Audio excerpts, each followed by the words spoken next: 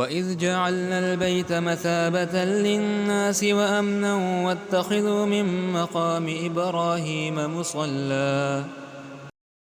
بسم اللہ الرحمن الرحیم الحمد للہ رب العالمین والصلاة والسلام علی رسولہ الکریم صلی اللہ علیہ وآلہ وسلم۔ محرم الحرام کے اس مہینے کے اندر جہاں بہت بڑے عظیم واقعات رونما ہوئے ہیں اور بڑے بڑے مسلمانوں کی اور بڑے بڑے مسلمان اکابرین کی شہادتیں ہوئی ہیں، ان میں دو شہادتیں بہت عظیم ہیں۔ ایک تو 10 محرم الحرام کو حضرت سیدنا حسین رضی اللہ تعالیٰ عنہ اور ان کے جانثار ساتھیوں کی شہادت ہے۔ یہ ایک الگ موضوع ہے اور اس کے اوپر جو ہے وہ الگ سے گفتگو کرنے کی ضرورت ہے۔ دوسری بڑی شہادت جو اس مہینہ کے اندر ہوئی ہے وہ 1 محرم الحرام کو سیدنا عمر بن خطاب رضی اللہ عنہ کی شہادت ہے۔ اگرچہ تاریخی اعتبار سے بعض لوگ جو ہیں وہ اس کو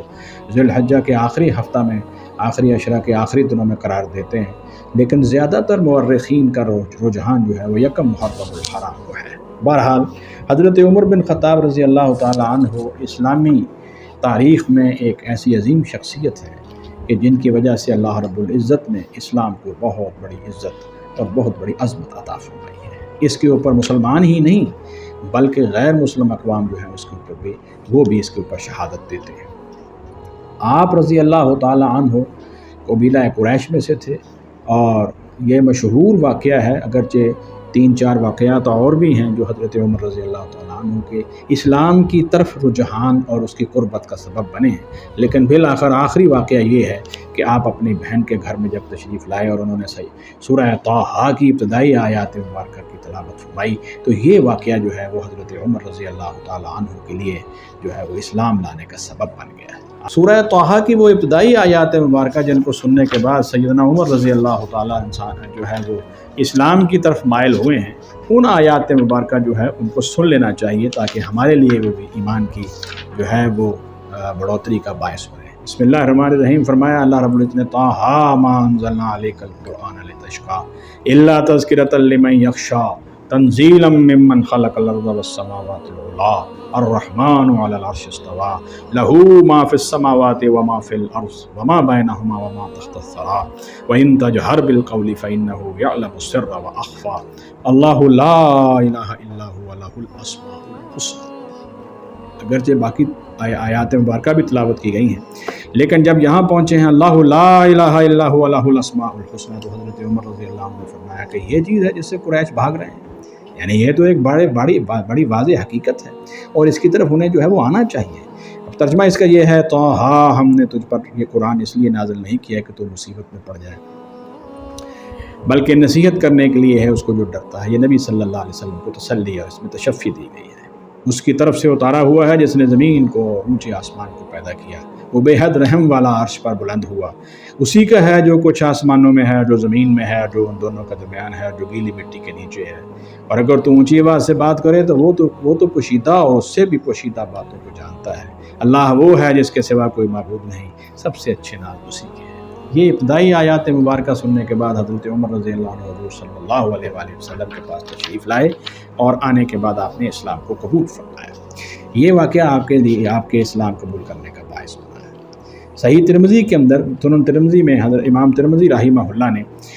ابواب المناقب کے اندر یہ بات بیان کی ہے کہ حضرت عبداللہ ابن عمر رضی اللہ عنہ فرماتے ہیں کہ رسول اللہ صلی اللہ علیہ وسلم نے دعا فرمائی تھی، اللہم اعز الاسلام بأحب ہذین الرجلین الیک، اے اللہ تیرے نزدیک ان 2 آدمیوں میں سے جو زیادہ محبوب ہے اس کے ذریعے سے اسلام کو قوت عطا فرما۔ ایک آپ نے ابو جہل کا نام لیا اور دوسرا عمر بن خطاب رضی اللہ تعالی عنہ کا نام لیا، تو فرمایا کہ عمر رضی اللہ تعالی عنہ دونوں میں سے جو ہے وہ اللہ کے زیادہ محبوب ٹھہرے اور انہوں نے اسلام کو قبول فرمایا۔ یہ بات آپ کے لیے بڑی ہی عظمت کا سبب بنی ہے۔ اسی سلسلے میں حضرت عبداللہ ابن مسعود رضی اللہ تعالی عنہ فرماتے ہیں، اور یہ بڑی ہی پیاری روایت ہے، اگرچہ اس روایت کو جو ہے وہ بعض لوگوں نے جو ہے وہ سنداً ضعیف کہا ہے، لیکن بہت سارے لوگوں نے اس کو حسن کا درجہ قرار دے کر یا صحیح قرار دے کر قبول بھی کیا ہے۔ تو بہرحال یہ امام طبرانی کی موجب الکبیر کی روایت ہے، جس کے اندر حضرت عبداللہ بن مسعود رضی اللہ عنہ کا یہ قول ہے کہ حضرت عمر رضی اللہ عنہ کا اسلام لانا یہ مسلمانوں کے لیے ایک فتح کی نوید تھی، آپ کی ہجرت مسلمانوں کے لیے نصرت ثابت ہوئی، اور آپ کی حکومت خلق خدا کے لیے اللہ کی رحمت ثابت ہوئی۔ یہ بہت بڑی تعریف ہے جو حضرت عبداللہ بن مسعود رضی اللہ عنہ نے حضرت عمر رضی اللہ عنہ کے بارے میں فرمائی ہے۔ حضرت عمر رضی اللہ تعالیٰ عنہ حضور صلی اللہ علیہ وآلہ وسلم کے بہت ہی قریبی صحابہ میں سے ہیں، حتیٰ کہ رشتہ کے اعتبار سے آپ حضور صلی اللہ علیہ وسلم کے سسر ہیں، کیونکہ جنگ بدر کے بعد آپ نے اپنی بیٹی حضرت حفصہ رضی اللہ تعالیٰ عنہ کا نکاح حضور صلی اللہ علیہ وسلم کے ساتھ کر دیا تھا، تو اس لحاظ سے آپ سسر ہوئے اور آپ کی بیٹی امہات المومنین میں شامل ہو گئی۔ یہ آپ کے شان میں ایک بہت بڑا اضافہ ہے۔ حضرت عمر رضی اللہ تعالیٰ عنہ کی حضور صلی اللہ علیہ وآلہ وسلم کے ساتھ جو محبت ہے، اس سلسلے میں صحیح بخاری میں ایک حدیث آتی ہے۔ حضرت عبداللہ ابن حشام کہتے ہیں کہ ہم نبی صلی اللہ علیہ وسلم کے ساتھ تھے، آپ نے حضرت عمر رضی اللہ تعالیٰ عنہ کا ہاتھ تھاما ہوا تھا۔ حضرت عمر رضی اللہ عنہ عرض کی، یا رسول اللہ، آپ مجھے میری ذات کے علاوہ باقی ہر چیز سے زیادہ محبوب ہیں۔ رسول اللہ صلی اللہ علیہ وسلم نے فرمایا، عمر نہیں، قسم ہے اس ذات کی جس ہاتھ میں میری جان ہے، جب تک مجھے اپنی جان سے بھی زیادہ عزیز نہ رکھو گے تو ایمان کا درجہ جو ہے وہ تم درجہ جو ہے وہ نہیں پا سکتے، بلکہ ایمان جو ہے وہ انسان کا جو ہے وہ ہو ہی نہیں سکتا۔ تب حضرت عمر رضی اللہ عنہ نے عرض کی، اللہ کی قسم،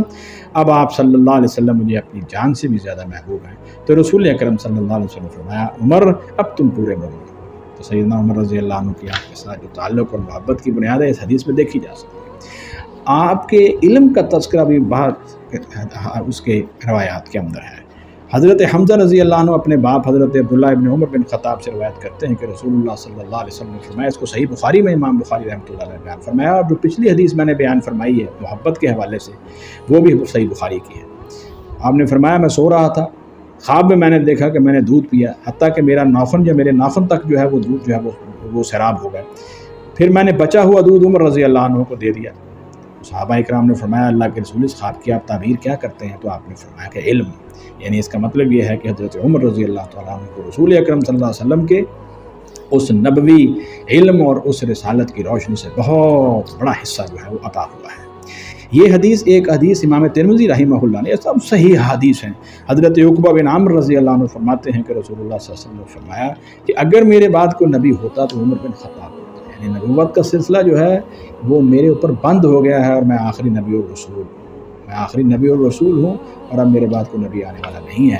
لیکن اگر ایسا سلسلہ اللہ رب نے جاری کرنا ہوتا تو عمر بن خطاب کو نبی بنا کر بھیجتے۔ یہ بھی حضرت عمر رضی اللہ تعالیٰ عنہ کے عظیم فضائل میں سے ہے۔ سیدنا ابو ذر رضی اللہ عنہ کہتے ہیں، اس کو امام ابن ماجہ نے اپنی سنن میں بیان فرمایا ہے کہ رسول اللہ صلی اللہ علیہ وسلم فرماتے ہیں، یقیناً اللہ تعالیٰ نے عمر کی زبان پر حق جاری فرما دیا ہے، لہذا عمر رضی اللہ عنہ حق بات ہی کہتے ہیں۔ یہ بہت بڑی فضیلت ہے، بلکہ اس کے بارے میں صحیح مسلم اور صحیح بخاری کے اندر آتا ہے کہ حضرت عبداللہ ابن عمر فرماتے ہیں کہ خود حضرت عمر رضی اللہ تعالیٰ عنہ فرماتے تھے کہ میں نے 3 باتوں میں اپنے رب سے موافقت کی ہے، یعنی اللہ تعالیٰ نے میری رائے کے اوپر جو ہے اللہ تعالیٰ نے جو ہے وہ قرآن مجید نازل فرما دیا ہے۔ مقام ابراہیم کو نماز کی جگہ بنانے میں اللہ تعالیٰ نے میری موافقت کی اور اللہ تعالیٰ نے میری تائید فرمائی ہے، اس سے حضرت عمر رضی اللہ تعالیٰ عنہ کی عظمت میں اضافہ ہوا ہے۔ پردہ کے بارے میں، اور تیسری فرمایا کہ بدر کے قیدیوں کے بارے میں جو رائے میری تھی وہی رائے اللہ رب العزت کی تھی، اور انہوں نے قرآن مجید کے اندر جو ہے وہ اس کو نازل فرمایا ہے۔ یہ سیدنا عمر رضی اللہ تعالیٰ عنہ کے فضائل کے اندر ایک بہت بڑی بات ہے۔ اگرچہ دیگر بھی کئی ایسے مقامات ہیں قرآن حکیم میں جن کے اندر حضرت عمر رضی اللہ تعالیٰ عنہ کی تائید کی گئی اور حدیث میں وہ موجود ہے، لیکن یہاں موقع نہیں ہے اس تفصیل کا۔ اس کے بعد ایک موقع پر حضور صلی اللہ علیہ وآلہ وسلم نے اسلام کے لیے اور مسلمانوں کے لیے اور ان کے مسلمانوں کی خیر خواہی اور ہمدردی کے لیے اور اسلام کی خاطر ان کی جو شدت ہے اس کا تذکرہ فرماتے ہوئے حضور صلی اللہ علیہ وسلم نے فرمایا، ایہن یا ابن الخطاب والذی نفسی بیدہ ما لقیک الشیطان سالکا فجا قط الا سالک فجا غیر فجک۔ یہ بخاری شریف کی حدیث ہے۔ حضور صلی اللہ علیہ وسلم نے فرمایا، اے عمر بن خطاب، اس ذات کی قسم جس سے قبضے میں میری جان ہے، جب شیطان تمہیں ایک راستے پر آتا دیکھتا ہے تو وہ اسے چھوڑ کر دوسرے راستے پر ہو جاتا ہے۔ یعنی حضرت عمر رضی اللہ تعالیٰ عنہ جو ہے وہ شیطانی وساوس اور اس کے اثرات سے اللہ رب العزت نے ان کو حضور صلی اللہ علیہ وسلم کی اس پشین گوئی اور اس بشارت کے نتیجے میں ان کو اس سے جو ہے اللہ تعالیٰ نے محفوظ کر دیا تھا۔ حضرت عمر رضی اللہ تعالیٰ عنہ کے فضائل میں ایک حدیث یہ بھی موجود ہے کہ حضور صلی اللہ علیہ وآلہ وسلم نے فرمایا، اس میں بہت سارے صحابہ اکرام کا تذکرہ ہے، اور میں نے حضرت عثمان رضی اللہ عنہ کے فضائل کے اندر جو ہے ان کی شہادت کے سلسلے میں جب میں نے جو ہے وہ ویڈیو ریکارڈ کروائی تھی تو اس میں وہ حدیث میں نے بیان فرمائی تھی کہ حضور صلی اللہ علیہ وسلم نے بہت سارے صحابہ کا نام لے کر فرمایا تھا۔ اس میں یہ بھی فرمایا تھا وَأَشَدُّهُمْ فِي أَمْرِ اللَّهِ عمر، یعنی سب سے زیادہ امت کے اندر اللہ کے حکم اور اللہ کے امر اور اللہ کے دین کے معاملے میں سخت جو ہے عمر بن خطاب ہے رضی اللہ تعالیٰ عنہ۔ آپ کے اندر یہ سختی صرف اللہ کے دین کے لیے تھی، لوگوں پر نہیں تھی۔ آپ نے جس طرح کا عدل و انصاف قائم کیا ہے اپنی خلافت کے زمانے میں، ظلم آپ کے قریب نہیں آیا، نہ زمانہ جاہلیت میں، نہ اسلام میں، اور نہ اسلام کے بعد جب آپ نے خلافت کی ہے تو آپ نے ظلم کو اپنے قریب نہیں آنے دیا۔ یہی وہ بہترین مثال ہے جو دنیا کے اندر عدل فاروقی کے نام سے مشہور ہے۔ حضرت عمر رضی اللہ تعالیٰ عنہ کے فضائل میں ایک یہ بہت بڑی بات ہے کہ آپ کو ایک ہی مجلس میں بیٹھ کے حضور صلی اللہ علیہ وسلم نے جب 10 صحابہ کرام کو جنہیں عشرہ مبشرہ رضوان اللہ علیہم اجمعین کہا جاتا ہے، اس میں حضرت عمر فاروق رضی اللہ عنہ بھی شامل ہیں۔ وہ میں یہ بات جو ہے وہ اپنے ایک ویڈیو میں ریکارڈ کروا چکا ہوں۔ ایک حدیث جو ہے جس کے اندر آپ کو جنت کی بشارت دی گئی ہے، اس کو صحیح بخاری میں سیدنا ابو ہریرہ رضی اللہ تعالیٰ عنہ کہتے ہیں کہ ہم لوگ رسول اللہ صلی اللہ علیہ وسلم کے پاس بیٹھے ہوئے تھے، آپ صلی اللہ علیہ وسلم نے ارشاد فرمایا، میں نے خواب میں اپنے آپ کو جنت میں دیکھا، وہاں ایک عورت محل کے ایک کونے میں وضو کر رہی تھی۔ میں نے پوچھا یہ محل کس کا ہے؟ فرشتوں نے جواب دیا یہ حضرت عمر رضی اللہ تعالیٰ عنہ کا محل ہے۔ مجھے حضرت عمر رضی اللہ عنہ کی غیرت یاد آ گئی اور میں اندر نہیں گیا اور وہاں سے پلٹ آیا۔ یہ سن کر حضرت عمر رضی اللہ تعالیٰ عنہ رونے لگے۔ میں نے عرض کی یا رسول اللہ صلی اللہ علیہ وسلم، کیا میں آپ صلی اللہ علیہ وسلم سے غیرت کروں گا؟ یعنی آپ کا مقصد یہ تھا کہ آپ جو ہیں وہ جاتے اس محل کے اندر، اور اس محل کے اندر جانے کے بعد جو ہے وہ آپ جو ہے وہ اس محل کی اور تفصیلات میرے پاس جو ہے وہ بیان کرتے، اور مجھے اس بات پر خوشی ہوتی کہ اللہ کے رسول صلی اللہ علیہ وسلم جنت کے اندر میرے میں جو ہے وہ میرے جنت میں جانے سے پہلے ہی اللہ تعالیٰ نے جو ہے وہ جنت کے اندر آپ کو میرا جو ہے وہ رسول اکرم صلی اللہ علیہ وسلم کو میرا مہمان بنا دیا۔ اس سلسلے میں حضرت عمر فاروق رضی اللہ عنہ کے فضائل تو بہت ہی ایک لمبا یعنی اس کے اوپر گفتگو ہو سکتی ہے۔ سیدنا علی رضی اللہ تعالیٰ عنہ نے آپ کی شہادت کے بعد کھڑے ہو کر جو خراج تحسین پیش کیا ہے، اس کو امام بخاری رحمۃ اللہ علیہ نے کتاب المناقب کے اندر بیان فرمایا ہے۔ حضرت عبداللہ ابن عباس رضی اللہ عنہ فرماتے ہیں، پوری حدیث آپ کے سامنے پوری روایت بیان کر دیتا ہوں کہ جب حضرت عمر رضی اللہ تعالیٰ عنہ کی میت چارپائی پر رکھی گئی تو لوگوں نے چارپائی کو گھیر لیا، حضرت عمر رضی اللہ عنہ کے لیے دعا کی اور نماز پڑھی۔ میں بھی ان لوگوں میں موجود تھا، ابھی جنازہ اٹھایا نہیں گیا تھا کہ ایک آدمی نے میرے کندھے پر ہاتھ رکھا تو میں گھبرا گیا،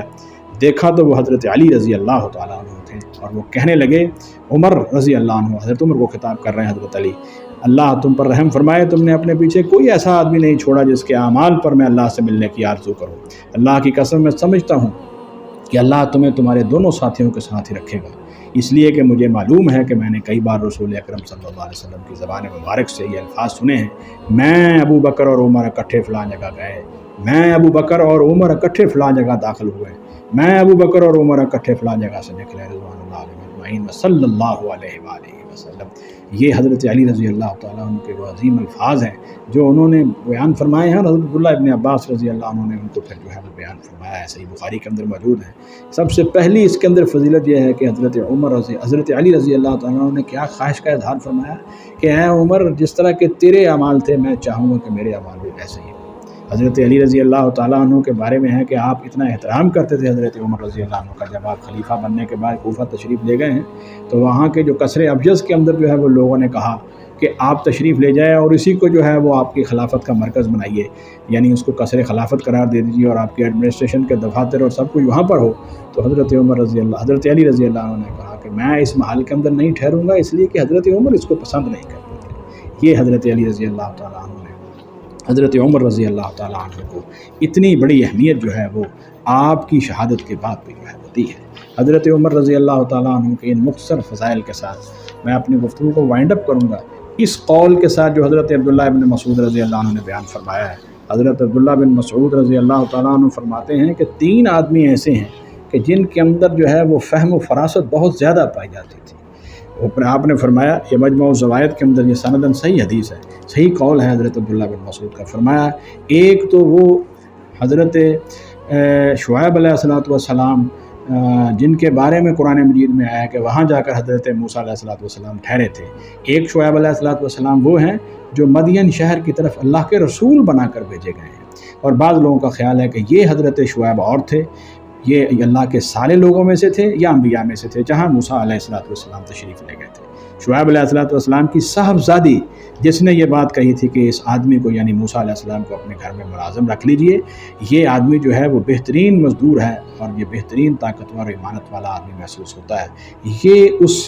اس لڑکی کی فہم و فراست تھی جس کے نتیجے میں سیدنا موسیٰ علیہ السلام کی جو ہے وہ انہوں نے جو ان کے اندر حضرت موسیٰ علیہ السلام کے اندر جو اللہ تعالیٰ نے بہترین صلاحیتیں پنہا رکھی تھیں اس کو اس نے پہچان لیا۔ عزیز مصر انہوں نے کہا یہ دوسرا آدمی تھا فہم و فراست کے حوالے سے جس نے اپنی بیوی سے یوسف علیہ السلام سے متعلق کہا کہ اس کو عزت و احترام سے رکھو، امید ہے کہ وہ ہمیں فائدہ دے یا ہم اسے اپنا جو ہے وہ منہ بولا بیٹا بنا لیں۔ تو سیدنا یوسف علیہ السلام کی صلاحیتوں کو اس نے پہچان لیا۔ اور تیسرے سیدنا ابو بکر صدیق رضی اللہ تعالیٰ عنہ تھے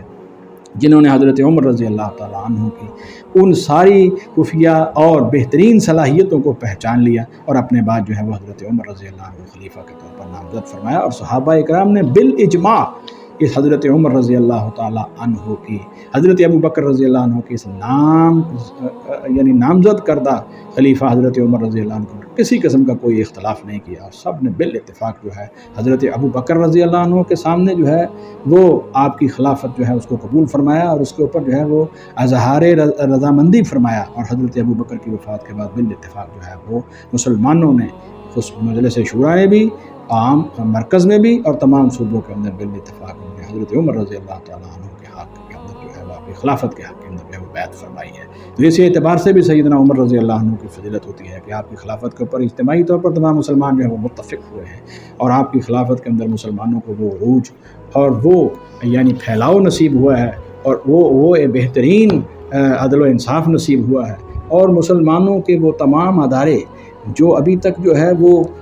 جو ہے میں سمجھتا ہوں کہ اس کو حضرت عمر رضی اللہ عنہ نے انسٹیٹیوشنلائز کیا ہے مسلمانوں کے تمام اداروں کو، اور آج تک جو ہے وہ مسلمان ان اداروں کو فالو کر رہے ہیں۔ اگرچہ آج کے دور کے اندر ان کے اندر کمزوریاں آ گئی ہیں، لیکن میں سمجھتا ہوں کہ سیدنا فاروق اعظم رضی اللہ تعالیٰ عنہ کو اسی جذبہ کو اگر ہم لوگ جو ہے وہ آج زندہ کریں، یہی ادارے جو ہیں وہ ہمارے جو ہے وہ بہترین انداز کے اندر جو ہے وہ آج بھی جو ہے وہ بہترین انداز سے جو ہے وہ پنپ سکتے ہیں اور ان کی نشو و نما ہو سکتی ہے۔ اللہ رب العزت سیدنا عمر رضی اللہ تعالیٰ عنہ جیسے عظیم وہ صحابی رضی اللہ عنہ اور ان کو عظیم خلیفہ راشد کے طور پر مسلمانوں کو آپ کی زندگی سے سبق حاصل کرنا چاہیے، اور ہم سب کو اللہ رب العزت آپ کے نقش قدم پر چلنے کی توفیق عطا فرمائے۔ سبحانک اللہم و بحمدک، اشہد ان لا الہ الا انت، استغفرک۔